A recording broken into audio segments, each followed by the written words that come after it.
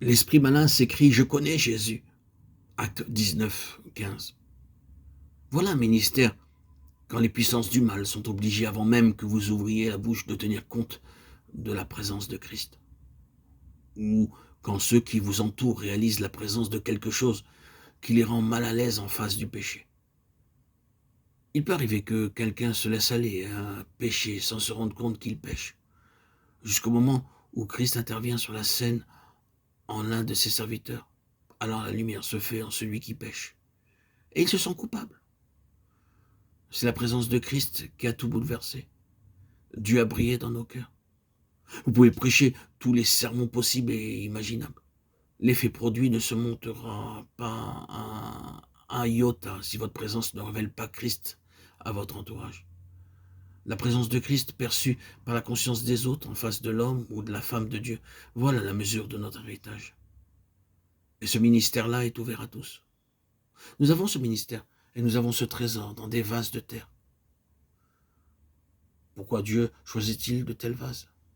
Et pourquoi, s'il met la main sur un vase de choix, est-il obligé de l'entreprendre et de le passer au creuset jusqu'à ce qu'il l'ait rendu petit à ses yeux? Paul avait de multiples avantages, mais il en vient pour finir à les regarder tous comme de la boue.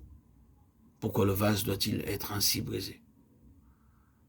Pour faire de la place au Seigneur Jésus, pour qu'il puisse, lui, occuper tout. C'est la mesure de Christ qui est la mesure du ministère. Ce n'est pas la mesure du vase. Et quand bien même il en coûte, nous sommes prêts, n'est-ce pas? N'est-il pas vrai? À être brisé afin que Christ soit manifesté en proportion. Naturellement, quand on entre dans un ministère comme celui-là, il y a certaines choses auxquelles il faut s'attendre. Le diable va concentrer sur nous tout son effort.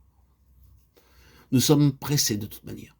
Le ministère de Christ vous expose immédiatement au choc des forces sataniques. Mais dans ces conditions-là, c'est encore le ministère qui a le dernier mot.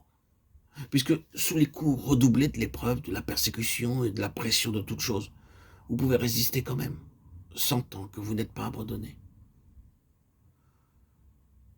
Afin que la vie de Jésus soit aussi manifestée, voici un vase de terre. Pour ce qu'il est en lui-même, vous n'en donneriez pas cher, pauvre vase. Et pourtant, les écluses de l'enfer se sont ouvertes contre lui, pour le réduire à merci. Et c'est l'enfer qui a été battu. Quelle est la clé de ce mystère? C'est Christ, dans le vase. La vie par laquelle Jésus a triomphé de la mort, elle est là, dans ce pauvre vase de terre. Voilà le ministère. Le Seigneur Jésus qui a conquis la mort prouve à l'enfer son impuissance devant un fragile petit vase.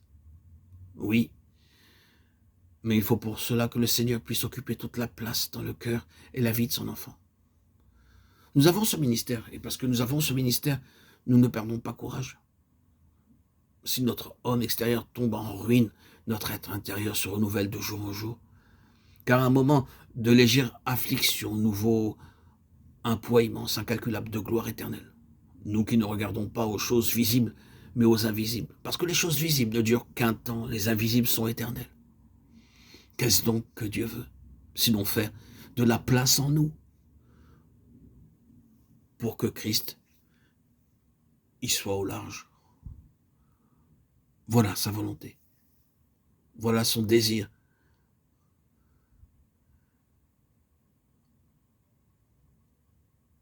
Se manifester par nous, ces vases de terre.